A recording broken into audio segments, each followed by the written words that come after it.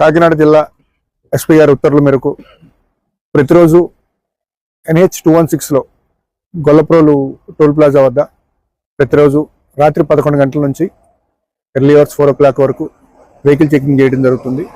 ఎవరు sub division night monitoring officer ఎవరైతే ఉంటారో ఆ నైట్ మానిటరింగ్ ఆఫీసర్ కంపల్సరీ సిబ్బందితో వచ్చి ఈ గొల్లప్రోలు టోల్ ప్లాజా వద్ద వెహికల్ చెకింగ్ చేయడం జరుగుతుంది.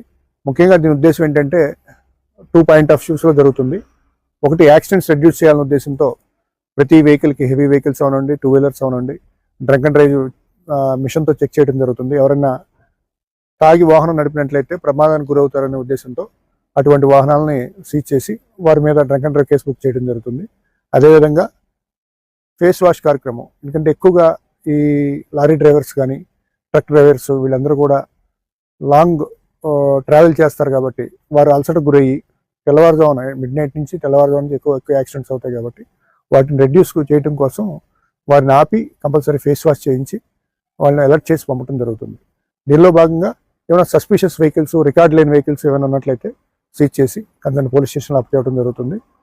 దానివల్ల ఏంటంటే మెరుగైన ఫలితాల కోసం మేము రెగ్యులర్గా ఈ యాక్సిడెంట్స్ని రెడ్యూస్ చేయడంలో భాగంగా రెగ్యులర్గా చేయడం జరుగుతుంది. Thank you.